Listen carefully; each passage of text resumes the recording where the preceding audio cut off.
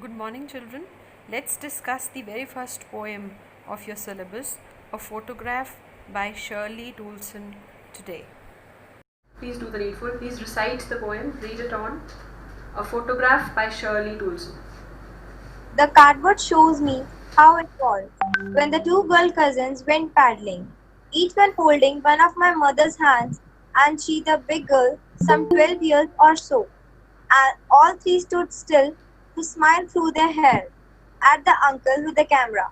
A sweet face, my mother's, that was before I was born, and the sea, which appears to have changed less, washed their terribly transition feet.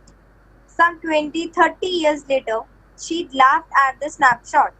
She, see Betty and Dolly, she'd said, and look how they dressed as for the heat. The sea holiday was her past, mine is her daughter. Both thrive with the labored ease of loss. Now she has been dead nearly as many years that girl lived, and that of circumstance there is nothing to say at all, it's silence and silence. It's silence, silences. Okay, there are people still wanting to join in. Okay, so I have told you already there is a problem in my web camera today. So I cannot just turn my video on. That is the only problem that I'm facing today. So that doesn't mean that you people also have to keep your videos disabled. Just enable your videos so that I'm able to see all of you. Enable your videos, please. My camera is showing blurred images. That is why I'm not putting it on. So please turn your cameras on, everybody.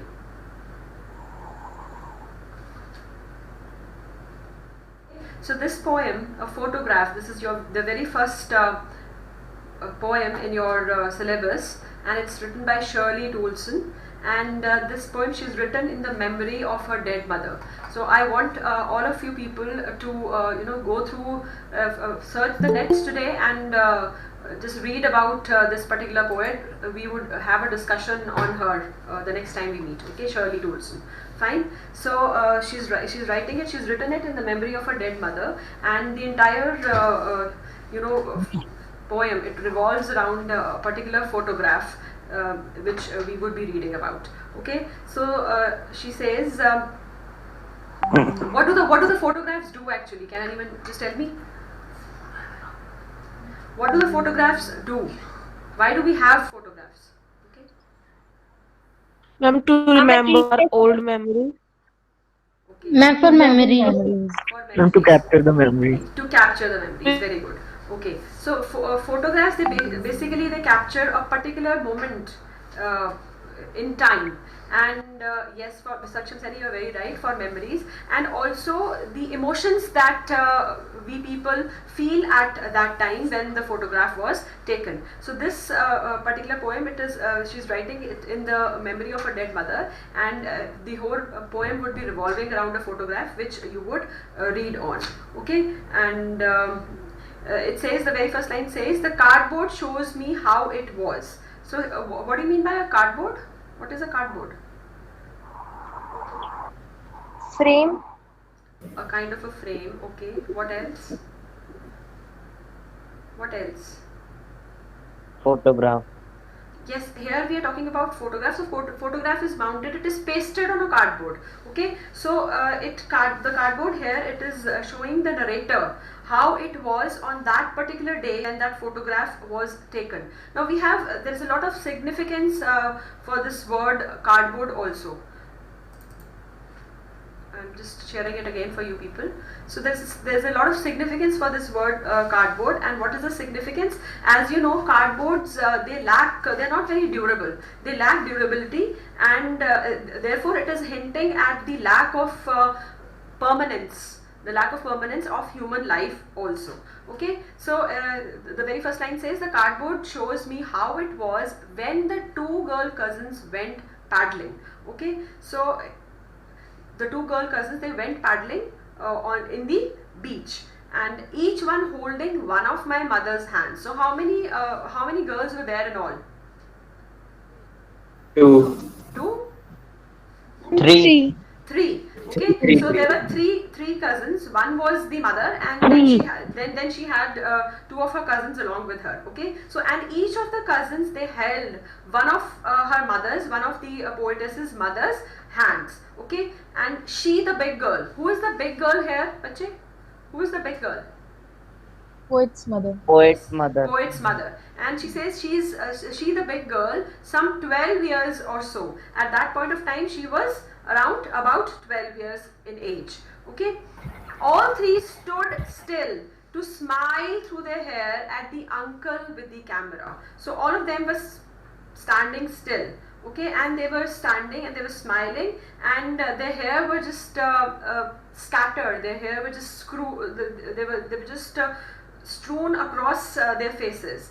Okay, they were scattered and they were smiling because they were getting their photograph clicked. Okay, and why were their hair scattered? Can you tell me?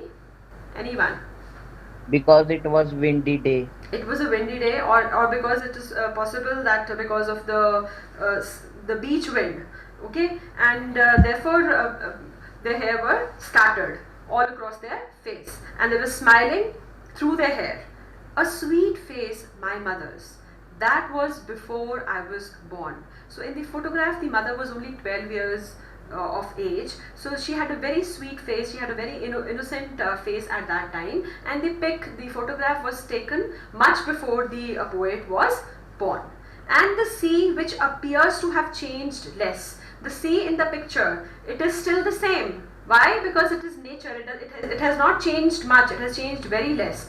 Okay, and it seemed to have washed their terribly transient feet. Underline this, terribly transient feet. So there are various poetic devices that are used in this particular phrase, terribly transient feet.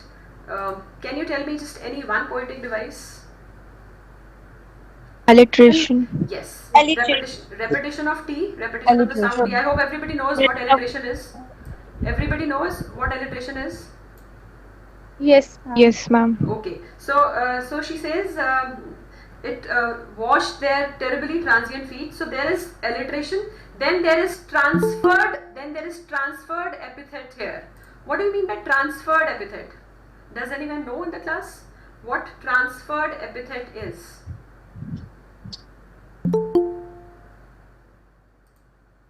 Is there anyone in the class who knows what is a transferred epithet? You can write it in your Ananya Arora. Yes, can you please elaborate upon it? What is transferred epithet? Transferred epithet is basically when one thought or Yes. one like a description Yes, very good. is carried on to more than one line. Yes, see, it is with some word, but it is carried on to some other word, some other noun. Okay, so here what is I'll just explain it. What is the poet trying to say through these lines is that human life is temporary, human life is transient, not the feet. Okay, but the word transient is used with the feet, not with life, not with human beings. Okay, so that is transferred epithet is when the adjective is used with a noun, not with that noun to which it's specified, but it is carried towards some other noun. Okay, so what the poet wants to say here is that human life itself is temporary. It is not the feet which are temporary. So the adjective for one noun, like life, it is transferred to another noun. Which noun has it been transferred to? Which noun has it been transferred to? I've just told you. Here. Bolo? Yes, Nakul, you are very right. Feet. Okay, so it is transferred to another noun, and here the noun is feet. Otherwise, it is referring to life, but here it is used not with life, and life doesn't the word life doesn't appear in these lines, but it is used with feet. So it is a case of transferred epithet. So it means that when adjective for one noun, it is transferred to another noun. Okay, it has to be, it should have been with life, but now it is transferred to another noun, and that noun is feet. So there is alliteration, there is transferred epithet, then there is another poetic device that is used in this phrase, and that is synecdoche. You can write it down. I'll just spell it out. It is SYNEC. Just write it down. Make a note of it in your books. SYNECDOCHE. It is synecdoche. So in this one particular phrase, we have three poetic devices. One is transferred epithet, and one is alliteration, one is transferred epithet, and the third one is synecdoche. And what is synecdoche? When a part of something represents the whole. Can you explain how we have synecdoche here? Anyone from the class? Can anyone just explain how a part of something is representing the whole?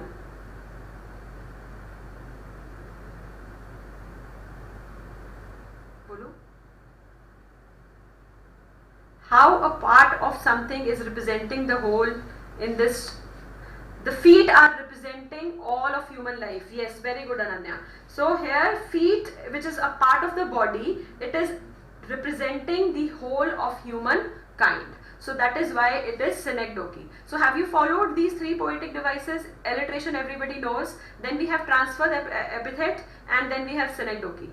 Can I have anybody from the class, not Ananya, somebody else, or Nakul? Or Kiran. Yes, Kiran, you are very right. I want somebody else to explain these again. Everybody knows what alliteration is, but I want somebody to explain transfer the epithet, and some other child to explain synecdoche. Bolo. But I don't want Ananya or Kiran or Nakul to respond. Somebody else. Arindat. Can you respond? Can you explain transferred epithet? Yes, ma'am. हाँ बोलो बेटा. Transferred epithet से क्या समझते हो आप? What is transferred? And it is used when an adjective is usually used to describe one thing and is transferred to another one. Yes, it is carried on to some other noun, not to the noun to which it is specified. Okay, it is here. Here we have terribly transient feet. So the adjective transient, it is used with feet. Okay, it is used with feet, but here it is what is transient in life. Life itself is transient, not the feet. Okay, so adjective for one noun like life, it is transferred to another noun like feet. So therefore it is a case of transferred epithet. Then what is synecdoche? What is synecdoche?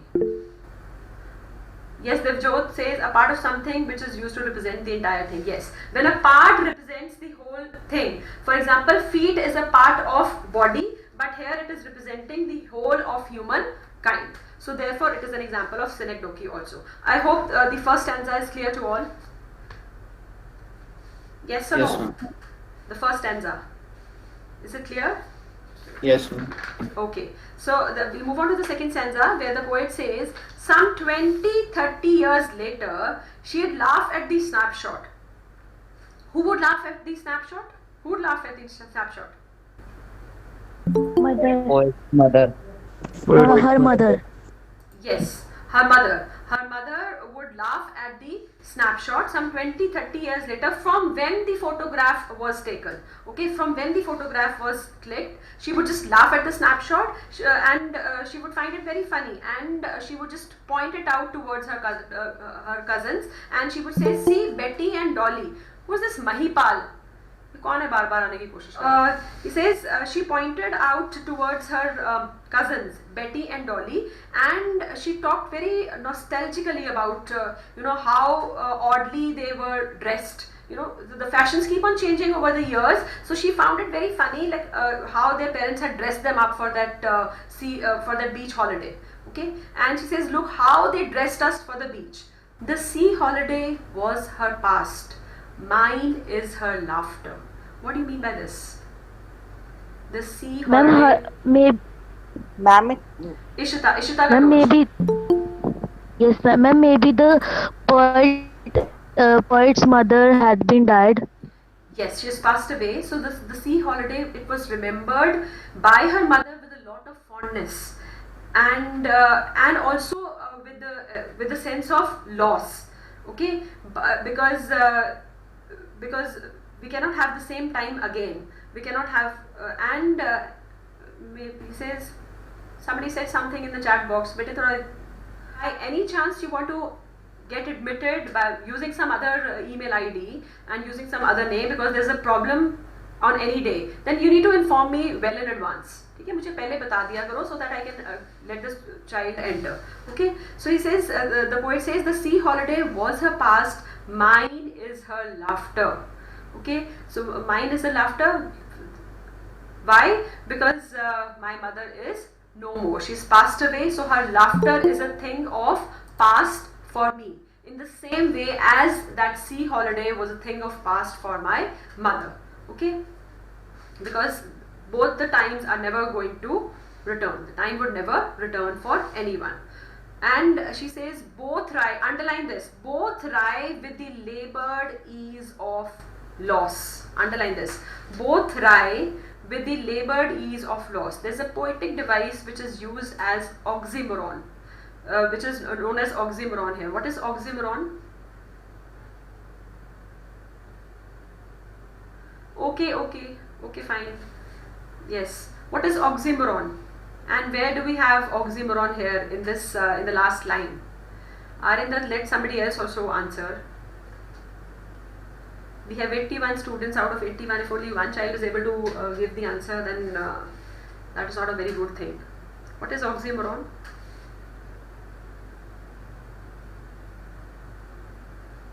Yes, Mehak Kaur. What is oxymoron? Yes, ma'am. Oxymoron is when two entirely opposite words are put together. For example, labor ease. Yes. They can't They both can't are be two put together opposite. because they are totally contradictory to each other. When the coming together of two totally opposite, two totally contradictory thoughts or words, that is oxymoron. So here we have labored ease of loss. Both rye with the labored ease of loss. What does this expression mean? Both made a lot of effort to overcome or to ease their sense of loss. Okay, what was the loss for the mother? What was the loss for the mother?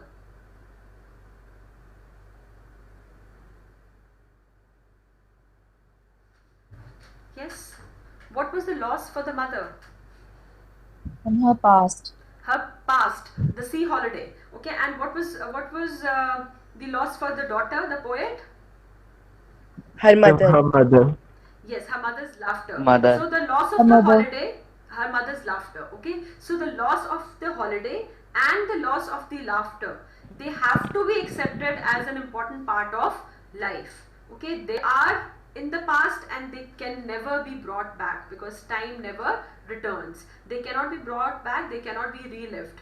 But you have to accept, you will always have to accept these things, but there is always a tinge of difficulty that makes it a tinge of difficulty in accepting the things and in letting the things go.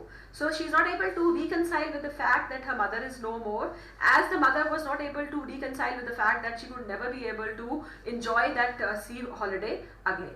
Okay, so this is the meaning of this last line. Now she's been dead nearly as many years as that girl lived. What do you mean by this line? Which girl are we talking about here? Her mother. Her mother. Her mother. So what do you mean by Her this line? mother. Now she's been dead nearly as many years as that girl lived. Yes, Divjot, you're right. That means that she had died almost 12 years ago. So the time when the photograph was taken, the poet's mother was 12 years in age. So now she's died around 12 years ago. And of this circumstance, which circumstance is she talking about here? What is the circumstance that the poet is talking about? The poet's mother death. Yes, the death of the poet's mother. And of this circumstance, there is nothing to say at all. Its silence silences. It has left the poet totally emotionally bankrupt. It has left her, speechless. And she says there's nothing to say. She cannot find any words to express her sorrows. The death of her mother has left her totally speechless, and she can find no words to. It has created a kind of a vacuum in her life, and therefore she says its silences. I cannot express this circumstance in any of the words. I cannot find words to express this grief, the loss of my mother, to anyone. Okay, have you followed? Have you followed? All of you? Yes. If you've not followed, Yes, ma'am. see if you've not followed any line, any word, any phrase, you can just ask me right now. Just go through this entire poem once and just try and find out words which you're not able to follow, or lines which you're not able to follow, or things that you want me to repeat. And I can have the content in front of you. Excuse me, ma'am. हाँ जी बोलो बेटा Aryan. Ma'am, in the last line, it's silence, silences. Ma'am, the last two words can be given a poetic device personification. How would you give it a poetry device personification?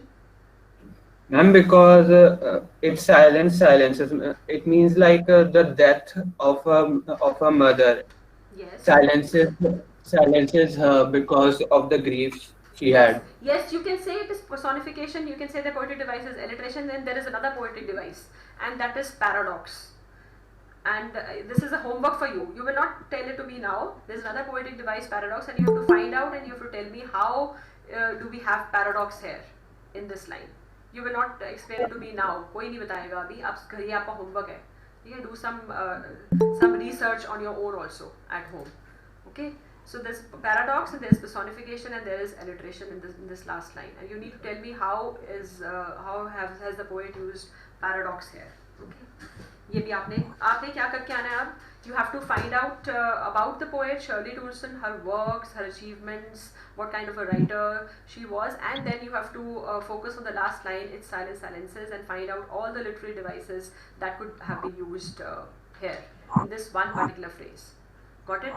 So this is the homework for all of you, and if there's anything that you have not followed, you can ask me, or I'll just take your attendance because I have another class at 12 and I have to send the link to those students at 11:45.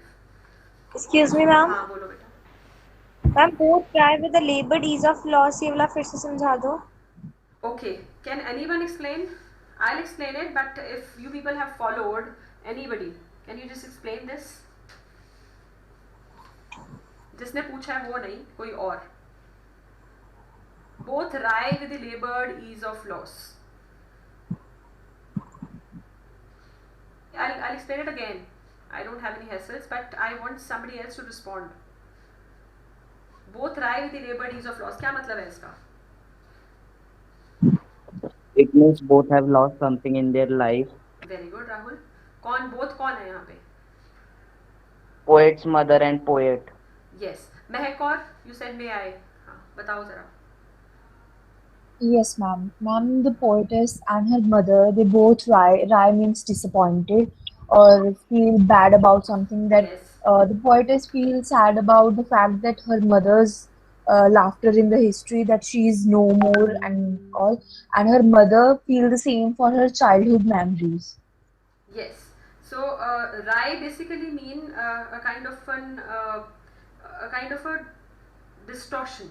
Okay, it is something which is very bitter, something which is very disdainfully ironic. So that is rye. So also disappointment, basically disappointment and not amusing. Okay, here it doesn't mean amusing. So both are making a lot of efforts to overcome, or both of them. The mother had made a lot of efforts to overcome her sense of loss. And what was the sense of loss for the mother? The sea holiday, which was past for her. And what is the sense of loss for the poet? The sense of loss for the poet is her mother's laughter. Her mother's laughter, which cannot be revived because the mother is no more. So both of them, they are making a lot of effort. That is why labored ease. So both of them are making a lot of effort to accept this reality, because this is past and this cannot be brought back and this cannot be relived. But it definitely cannot be relived, it definitely cannot be brought back, but there always be a tinge of difficulty. It is not easy to let things go, especially such kind of things. Especially you cannot so easily accept the fact that your mother is no more. So it is difficult for her to accept this fact, and she's accepting it, no doubt, but with a tinge of difficulty in it. That is why it says labored ease. Okay, got it? आगे समझ आ बच्चे? Followed? Yes, or not? हाँ. और कुछ? Anything else?